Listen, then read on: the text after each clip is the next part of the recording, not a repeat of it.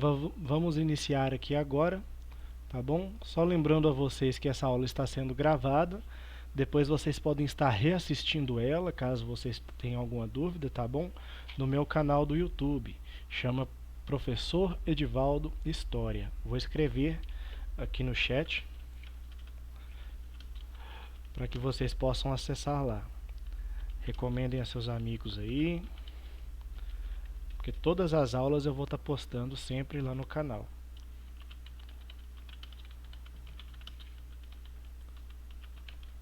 Ok? Só um minutinho, tem alguém pedindo para entrar aqui.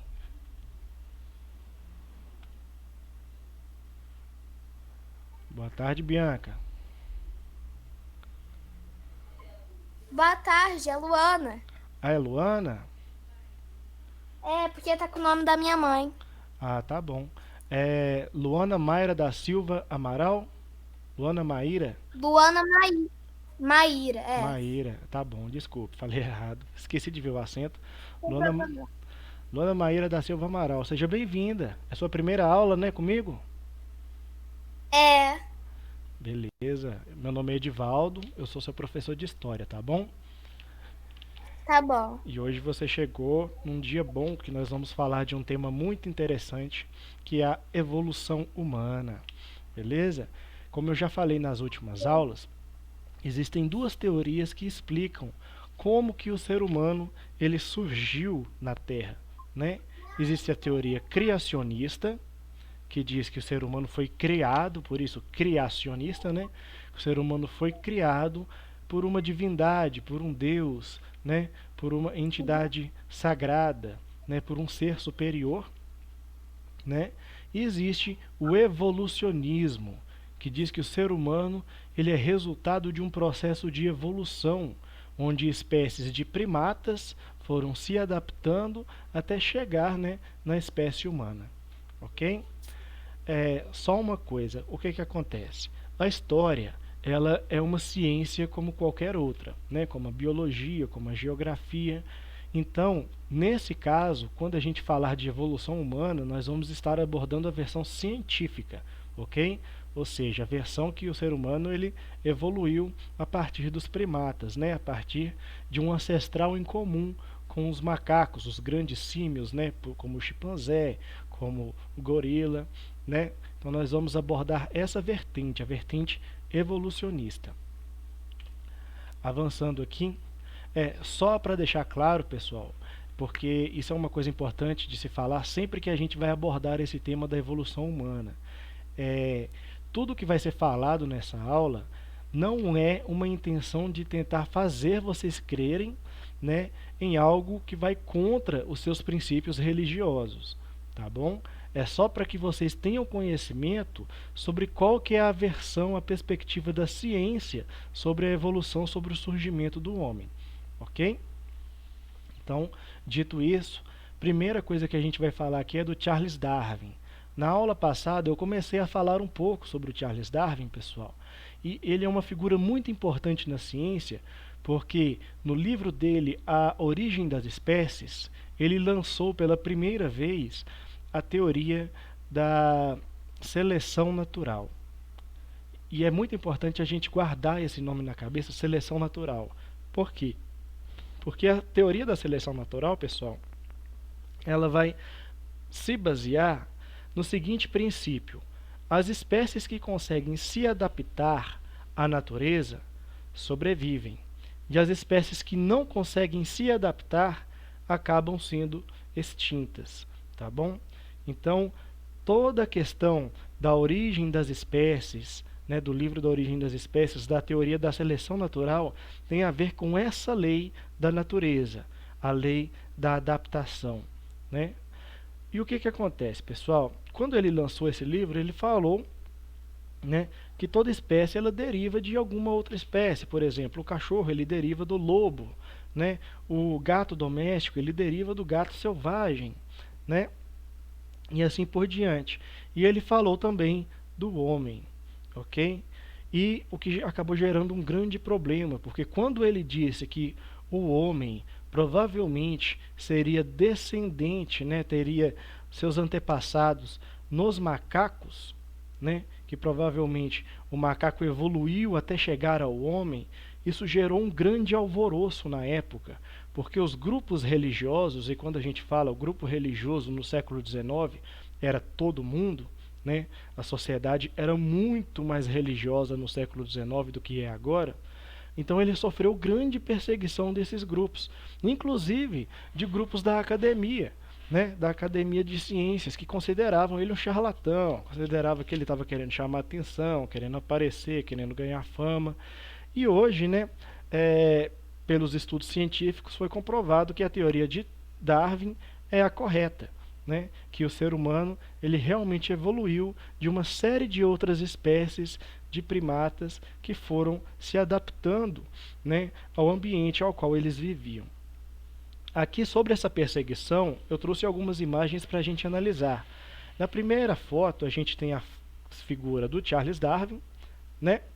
E aqui nas outras fotos a gente tem as charges, que quando ele lançou o livro A Origem das Espécies, foram publicadas, né? Todas elas fazendo piada com a teoria dele. Aqui a gente tem um macaco com cabeça de Charles Darwin, né? Boa tarde, Bianca. Olha, a Bianca é a Luana? É isso mesmo? Estou me confundindo.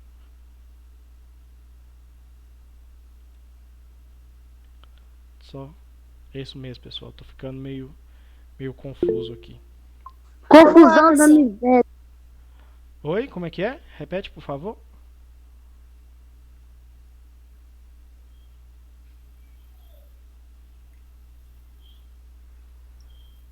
Oi.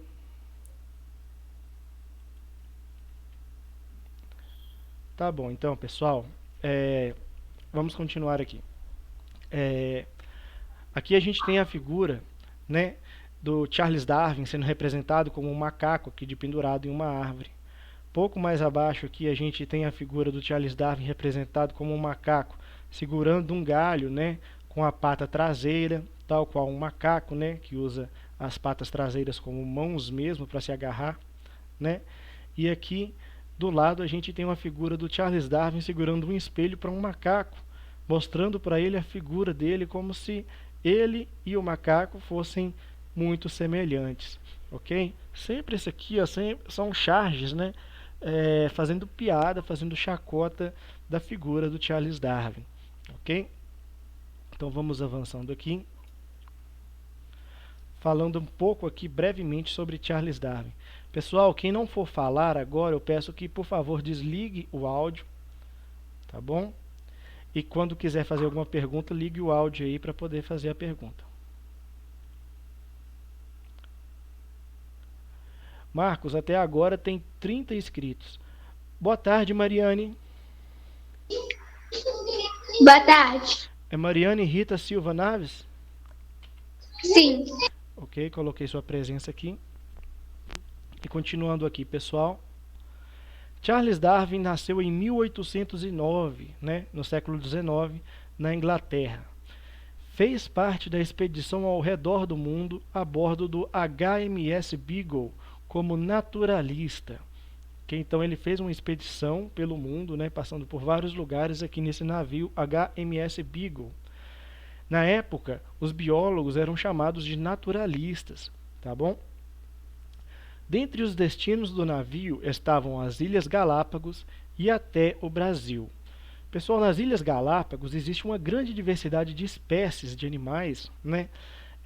As Ilhas Galápagos é um conjunto de ilhas e tem uma coisa muito curiosa, porque além da grande diversidade de espécies que existem nessas ilhas, existem algumas espécies que só existem naquela ilha, naquelas ilhas, né?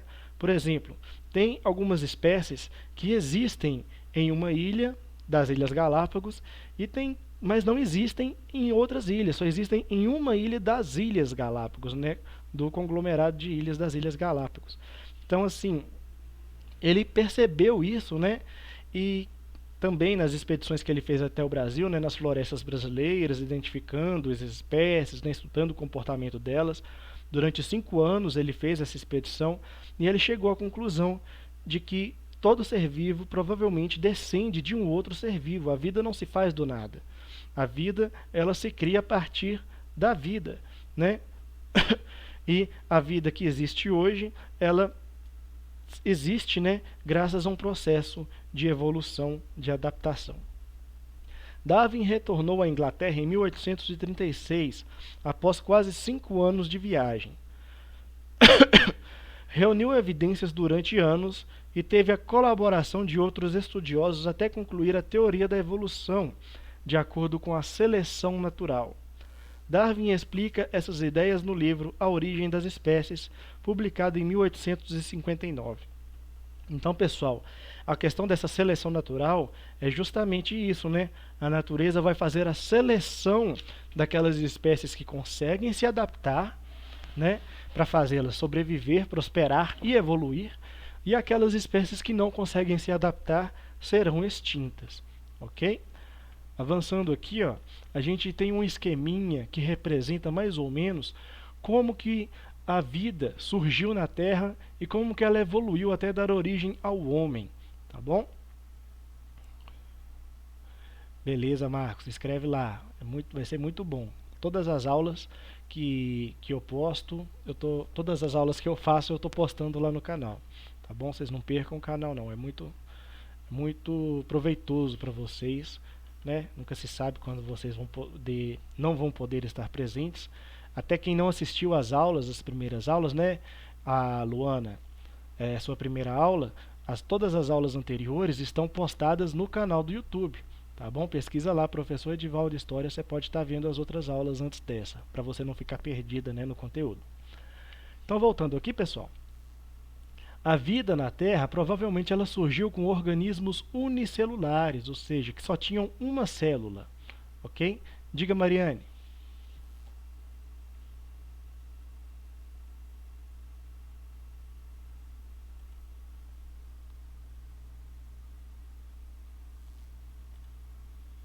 Pode falar, Mariane.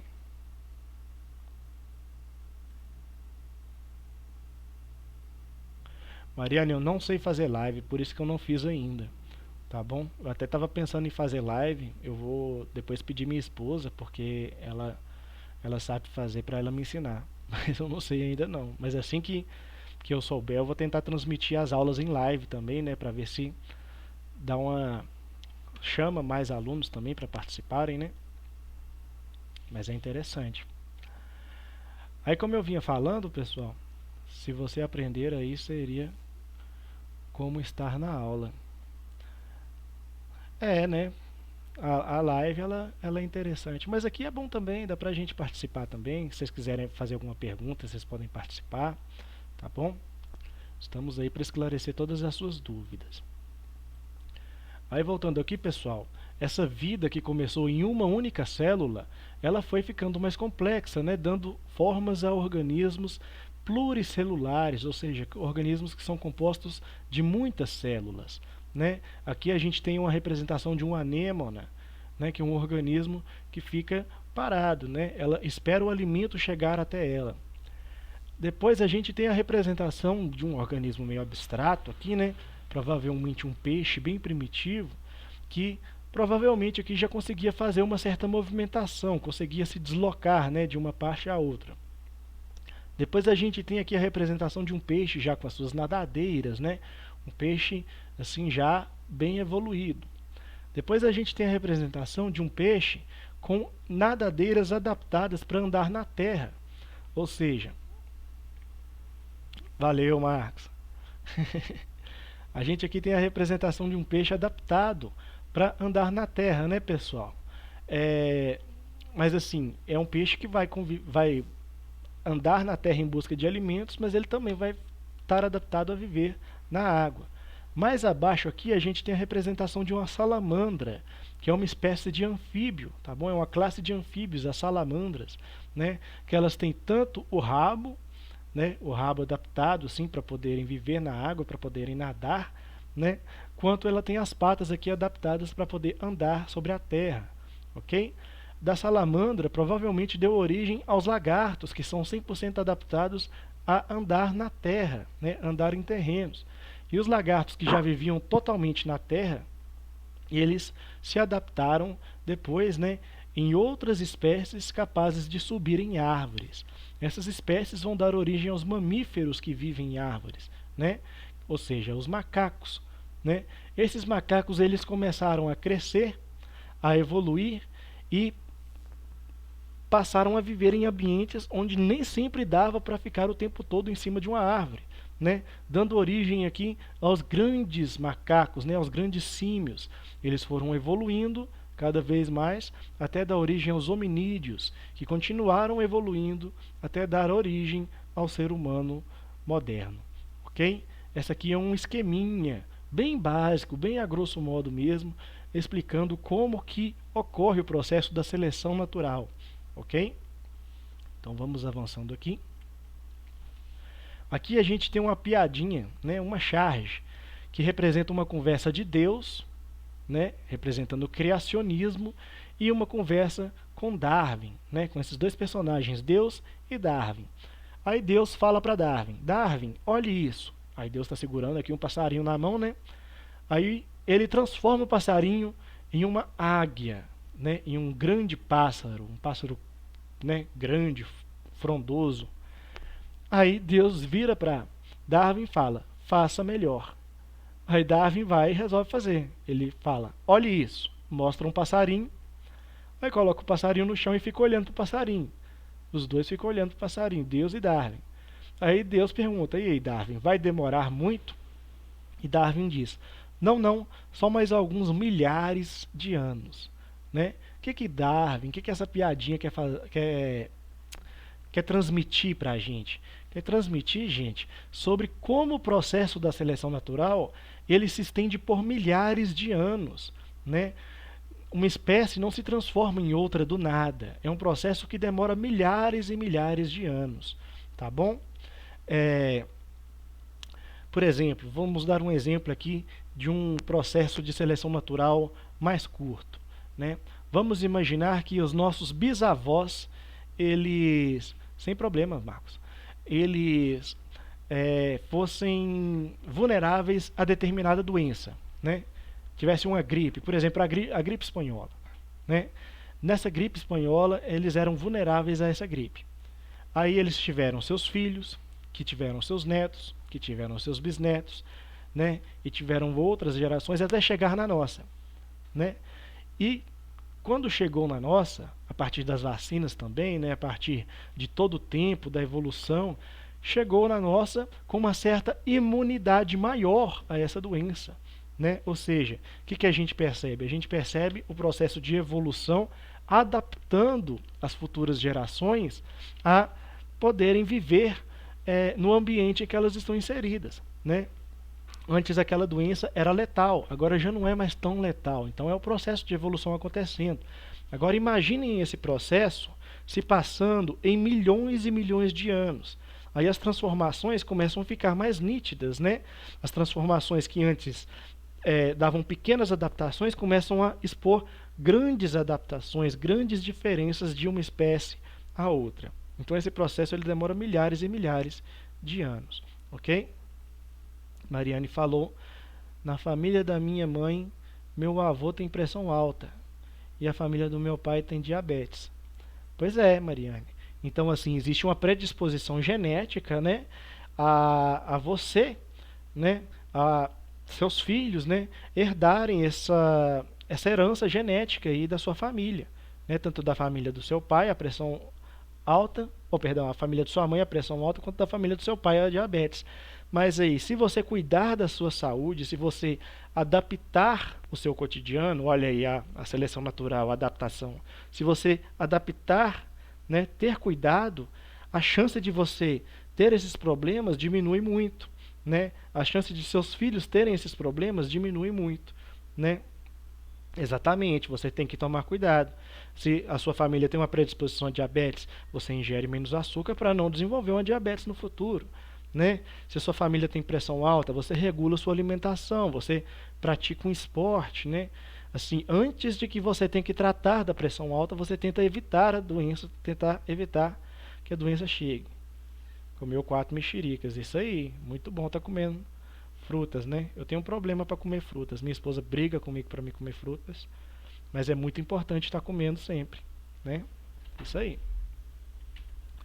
Avançando aqui, pessoal, a gente vai falar aqui agora da evolução humana, ok?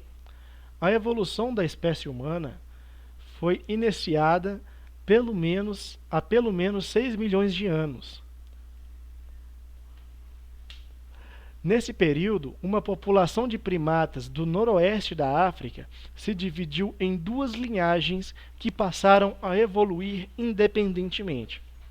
Então, pessoal, existia esse ancestral comum da espécie humana, né? E o que aconteceu? Houve um momento em que esse ancestral ele resolveu sair das florestas, né, e ir procurar um novo espaço em busca de uma melhor condição de vida. E esse ancestral ele saiu e foi para as savanas. Nas florestas, o ancestral que ficou na floresta, o macaco que ficou na floresta, ele continuou podendo passar de uma árvore para outra sem ter que descer no chão, né? Vamos imaginar que ele comeu todas as frutas de uma árvore. Aí ele precisa passar para outra árvore que tem mais frutas. Como é que ele vai fazer? Basta ele pular de um galho de uma árvore para o galho da outra árvore. Ele não precisa descer no chão para subir de novo, né? E aí, beleza. Esse ancestral que ficou na floresta, ele vai dar origem ao chimpanzé, ok? Que é essa espécie de macaco, né, de grande macaco, que vive basicamente em árvores, ok? O orangotango também, essas outras espécies de animais aí, né, de macacos que vivem em árvores, ok? Mas o macaco que foi para a savana, como é que vai ficar a situação dele? Aqui vocês estão vendo essa imagem aqui abaixo, aquele laranja? Essa imagem aqui, ó, ela representa uma savana, tá vendo? A savana ela é assim, pessoal, ela tem as suas árvores, né? Mas as árvores ficam muito longe uma das outras. A vegetação da savana não é tanto de árvores, ela é mais de grama, né? De mato. Então, o que acontece? Quando chegou esse macaco, né, que saiu da floresta, chegou na savana, ele subiu na árvore e comeu todos os frutos que existiam naquela árvore. Aí ele precisa de comer mais, né? Ele precisa de mais alimento. O que ele vai fazer? Ele tem que descer até o chão e andar até chegar na outra árvore, né? Ele tem que fazer o caminho de uma árvore para outra pelo chão, ok?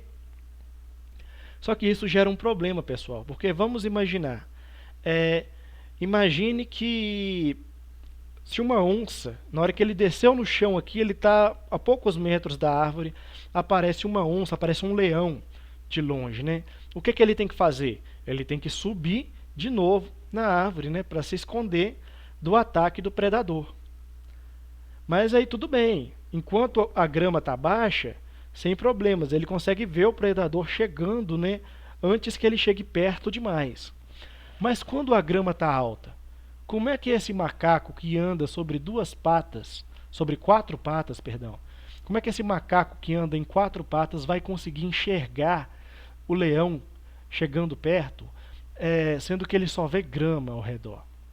Então, eles começam a desenvolver a habilidade de andar em 2 patas, né? Ele começa a ser bípede. Quando eu falo bípede, é que anda em 2 patas, tá bom? Que anda nas patas traseiras. E aí vai dar origem ao Australopithecus, tá certo? Olha aqui para vocês verem. O Australopithecus, ele vai ser o primeiro primata que vai dar origem, né, com a evolução à espécie humana. Aqui a gente tem uma figura do Australopithecus, né, uma reconstrução do Australopithecus, e aqui ao lado a gente tem uma representação, né, uma foto de um chimpanzé. Olhem só para vocês verem como são parecidos, né, essas duas espécies de animais, o chimpanzé e o Australopithecus. Ok? E tudo isso aconteceu na África, pessoal. Por isso a África é chamada de berço da humanidade. Foi na África que surgiram os primeiros hominídeos, tá bom? Hominídeos é a classe que vai vir depois dos Australopithecus, que vai dar origem a espécie humana. Ok? Deu para entender até agora? Galerinha, vocês... Beleza. Deu para entender aí, Mariane, Luana? Sim. Beleza. Marcos, conseguiu entender? Beleza? Mariane? Então tá ótimo. Isabelle também. Então vamos avançar aqui. Professor, eu tenho uma dúvida. Pode falar. Esse unicelular que veio primeiro, Sim. então, de onde que ele teria surgido? Aí você levantou uma pergunta interessante. Existem algumas teorias, né? Dizem que devido às mudanças climáticas que aconteceram na Terra, né, certas proteínas foram se formando, né? E essas proteínas, eles acreditam, né, que essas proteínas elas foram se organizando, né, e dando origem às células, às primeiras células, né, aos seres unicelulares, tá certo? Que eram primeiro células muito simples, que não tinham núcleo, que não tinham mitocôndrias, elas simplesmente estavam lá boiando, absorviam alguma coisa, assim, né? Mas assim, um processo de digestão muito básico, um processo assim muito extremamente simples mesmo, essas células, as primeiras células. E acredita-se que elas foram evoluindo, né, para dar origem a formas de vida mais complexas, né, as células mais complexas, depois para seres pluricelulares. E existe uma outra teoria também que acredita que talvez as primeiras células, né, os primeiros seres vivos, né, que são esses seres unicelulares, possam ter vindo do espaço. Às vezes alguma pedra, alguma rocha que caiu aqui na Terra, né, trouxe os elementos necessários para a criação, para o desenvolvimento da vida, né? Essa teoria, ela diz que a vida teria uma origem então alienígena, né? A vida na Terra, ela teria uma origem alienígena, ela se desenvolveria na Terra, né? Nós somos terráqueos, mas a origem, a base principal, o primeiro ser vivo da Terra teria origem alienígena, né? Viria de um cometa ou de alguma coisa assim fora da Terra. E existe essa teoria de que a própria Terra, né, com as transformações climáticas, foram formando essas proteínas que se uniram por um acaso do destino e deram origem às primeiras células, bem simplesinhas, bem básicas. Deu para entender? Sim. Beleza. Interessante, essa sua pergunta é muito interessante. É muito bom saber que vocês estão pensando nisso e acompanhando o raciocínio. Porque essa pergunta que você fez é uma pergunta que até hoje permanece sem resposta. Como eu disse para vocês, eu disse duas teorias, né? Não se sabe qual teoria pode ser a correta. Existem cientistas que defendem uma, existem cientistas que defendem outra, né?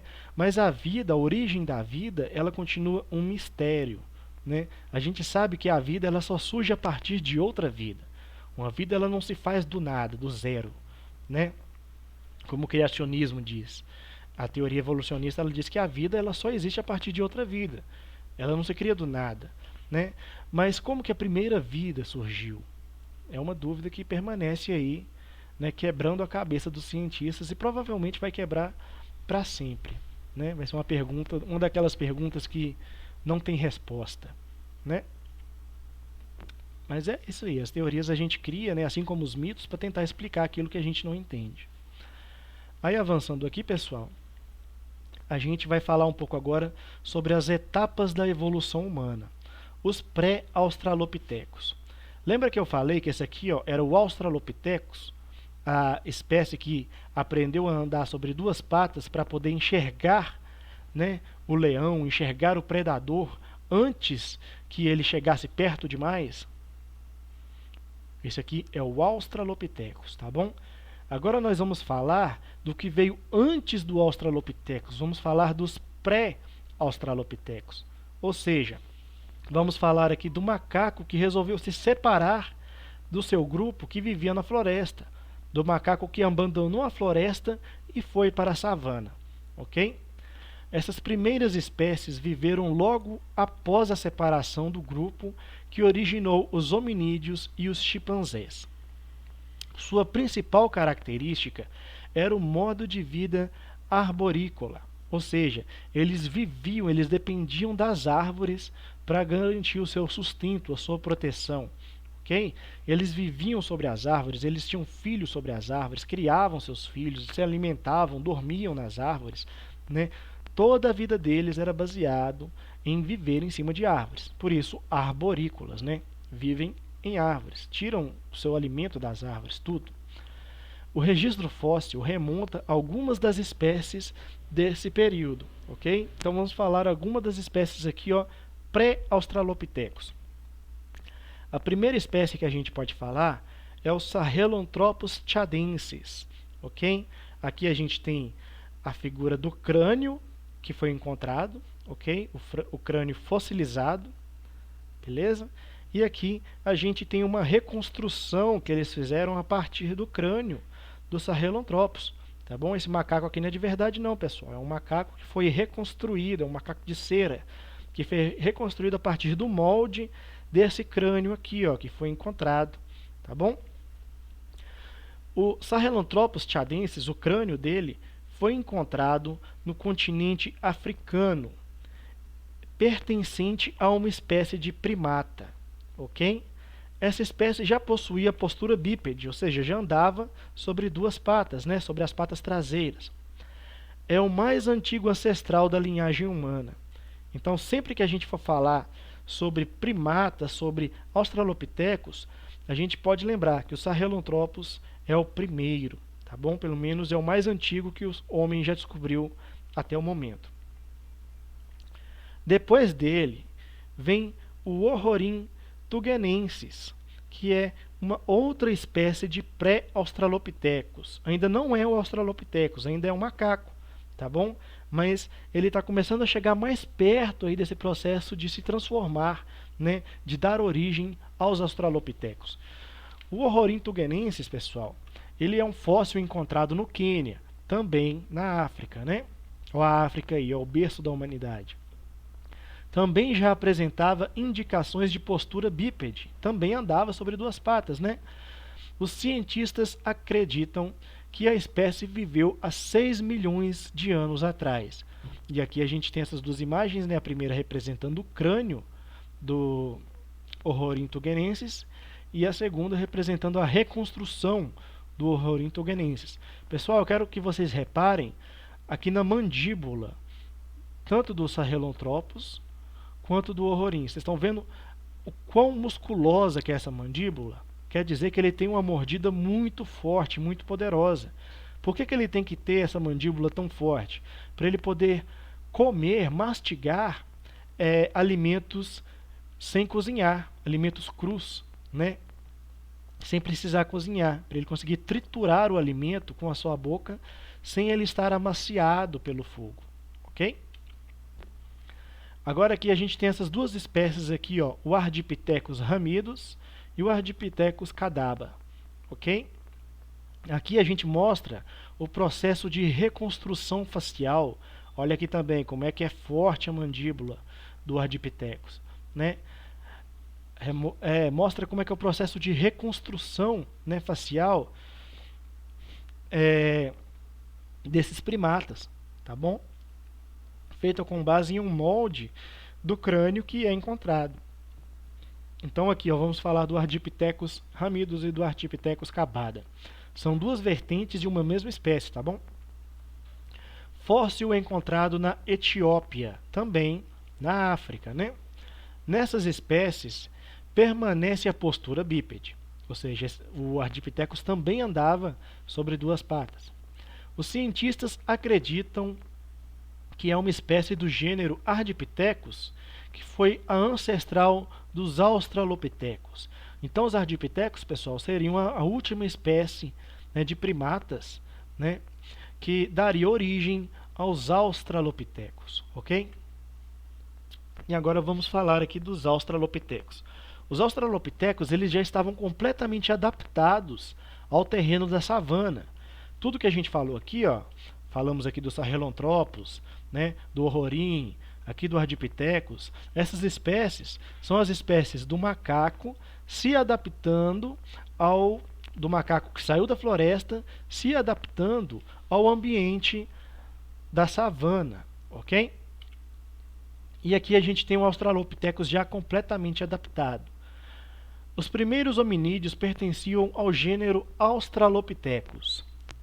Constituíram um grupo diversificado e bem-sucedido. Como eu disse, né, eles já eram muito bem adaptados aqui, ó, ao território da savana. As principais características desse grupo eram a postura ereta, ou seja, eles já conseguiam, né, manter a coluna reta. Eles tinham a locomoção bípede, ou seja, eles andavam, né, com a coluna ereta sobre duas patas, né, sobre as patas traseiras. Eles tinham uma dentição primitiva, ou seja, a carga dentária deles ainda era daquele padrão do macaco da floresta, eles ainda tinham essa dentição primitiva, ok? E eles tinham uma mandíbula mais semelhante à da espécie humana, ok? A mandíbula deles já não é mais tão grande, tão... Olha para vocês verem o tamanho dessa mandíbula aqui do Orrorin. Dá para a gente ver bem, né, o quanto a mordida dele deveria ser forte, justamente para poder comer alimentos não cozidos, né?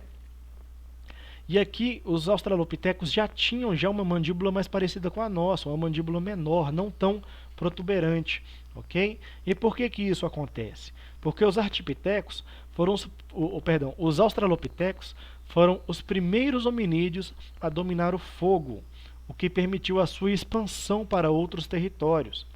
Além da redução da musculatura da face, pois eles podiam cozinhar os alimentos amaciando. Então aquele alimento que antes era duro para mastigar, quando ele é cozido no fogo, ele é assado no fogo, ele fica mais mole, mais fácil de se mastigar.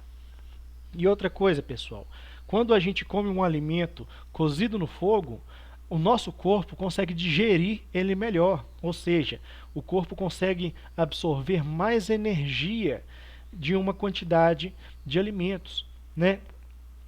Tipo assim, se você comer um frango cru e um frango cozido, o frango cozido ele vai ser mais nutritivo para você, ele vai te dar mais energia do que o frango cru. Seu corpo vai conseguir digerir melhor a carne cozida, ok? E digerindo melhor, vai ter mais energia para o seu corpo. E o que o Australopithecus vai fazer com essa energia que agora está sobrando? Ele vai usar essa energia para evoluir. Vocês sabiam, pessoal, que quase metade de toda a energia que nosso corpo usa, nosso corpo está sempre gastando energia, né? Para respirar, para digerir o alimento que a gente come, né? Para andar, para enxergar, né? Para nosso coração batendo, né? Isso tudo gasta muita energia. Mas vocês sabiam que mais da metade da energia que nosso corpo gasta é para alimentar o nosso cérebro funcionando, é para manter nosso cérebro funcionando? Nosso cérebro, ele controla todo o corpo, mas para isso ele gasta muita energia, ok? E na hora que o Australopithecus começou a cozinhar o alimento, ele conseguiu obter mais energia dos alimentos.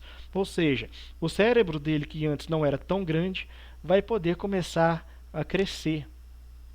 Então, pessoal, se hoje nós estamos aqui, ó, falando em uma videoaula pela internet, né, usando uma aula 100% firmada no uso da tecnologia, a gente pode agradecer o Australopithecus, porque ele aprendeu a dominar o fogo, ok? Foi o domínio do fogo que permitiu que nosso cérebro crescesse, que a gente se tornasse, né, a espécie humana, ok? Avançando aqui. Sobre isso aqui, vocês têm alguma dúvida sobre a origem do fogo, o domínio do fogo? Não. Beleza. Não. Eu tenho. Diga, Evelyn. Como que eles conseguiram fazer o fogo? Boa pergunta. Assim. Boa pergunta.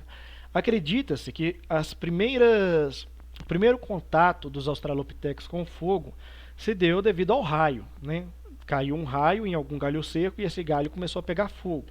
E eles perceberam que o fogo era uma energia constante, né? Ele consumia energia, ele destruía a energia.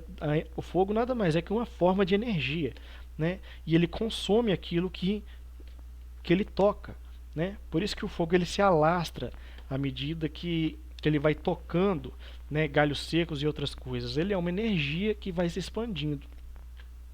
E quando ele entrou em contato com o fogo, ele ficou maravilhado, né? E começou a usar o fogo para assar os alimentos. Ele percebeu que o fogo que ele conseguia é, é, quando ele começou a ter contato com o fogo, ele percebeu que o fogo ele deixava o alimento mais maleável, mais fácil de ser comido, né?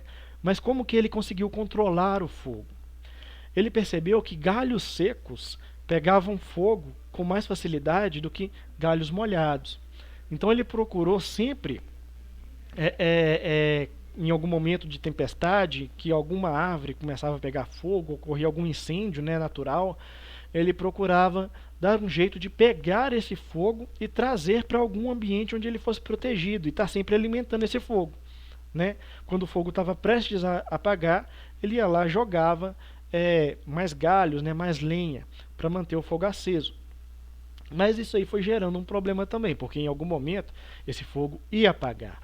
Então como que ele ia fazer para sustentar o fogo, né, para criar o fogo?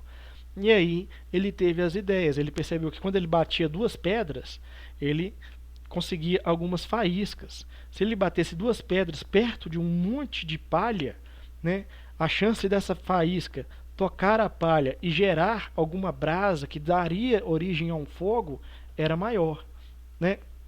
Ele também percebeu que se ele esfregasse, né, um pedaço de madeira em outro, ele conseguiria aquecer esse pedaço de madeira. E se ele continuasse aquecendo constantemente, né, soprando, fazendo todo aquele processo, ele poderia também fazer o fogo.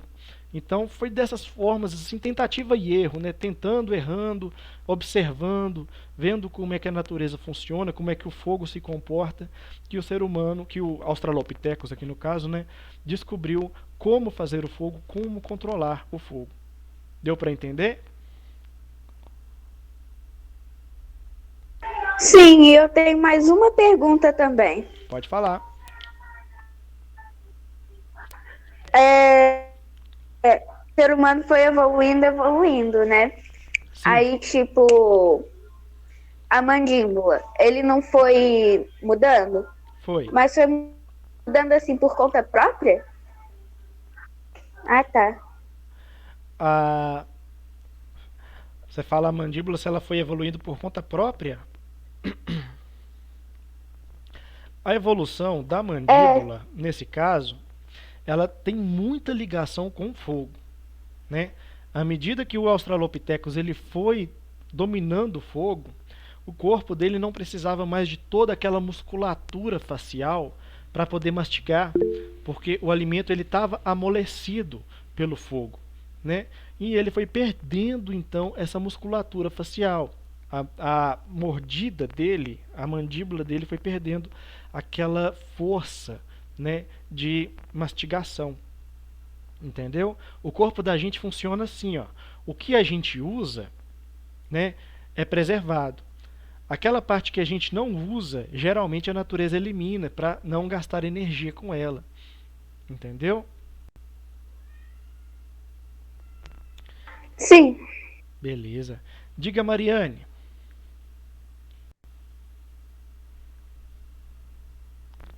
Oi, Mariane, você levantou a mão?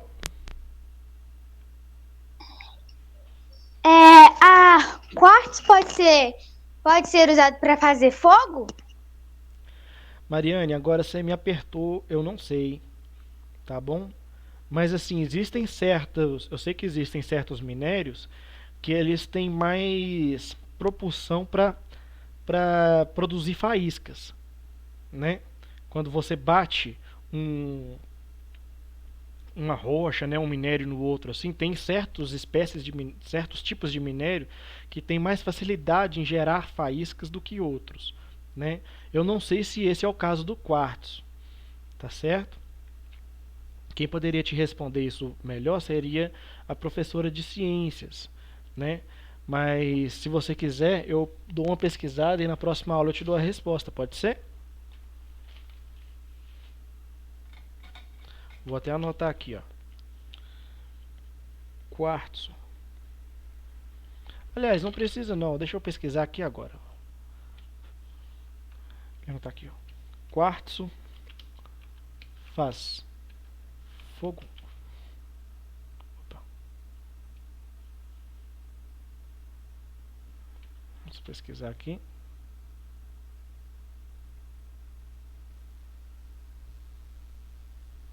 Ah, olha só que interessante.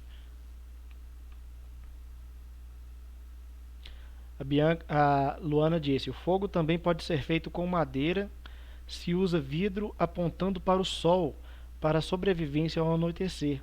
Isso aí, ó, também dá para você usar, né, os raios solares, ampliando eles com vidro para poder fazer fogo, é verdade. Deixa eu mostrar aqui para vocês. Pesquisei aqui, ó. O quartzo, ele é muito utilizado em peças antigas de artilharia, espingardas, isqueiros e etc. E sim, ele gera faíscas, tornando-se fácil se fazer fogo em qualquer clima, em qualquer altitude, até mesmo sobre tempestades e neve. Então, quartzo, ele realmente é muito bom para se fazer fogo, viu, Mariane? Obrigado aí pela informação, enriqueceu aqui nossa aula, né, com essa informação. Eu mesmo não sabia que o quartzo era tão usado, né, na produção do fogo. Legal. Beleza, valeu. Então vamos continuar aqui, né, pessoal? Aliás, não vamos continuar nada, falta 2 minutos para a aula acabar, tá bom? A gente pode continuar esse tema aqui na próxima aula? Sim. Sim. Então, beleza, pessoal. Vocês gostaram desse assunto aqui, desse tema? Adorei. Sim. Legal, né? Saber de onde que o ser humano surgiu. Também gosto muito. Então fica combinado assim, pessoal. Na próxima aula a gente continua a partir daqui, tá bom? Caso vocês queiram rever essa aula, é só acessar lá o canal do YouTube, ok? Ok. Vocês têm alguma dúvida? Não. Não. Não. Então beleza, então, pessoal. Valeu, obrigado e até a próxima aula. Tchau. Tchau, tchau. Tchau. Até. Tchau. Até mais. Bom fim de Tchau. semana para vocês. Tchau. Tchau. Fica com Deus.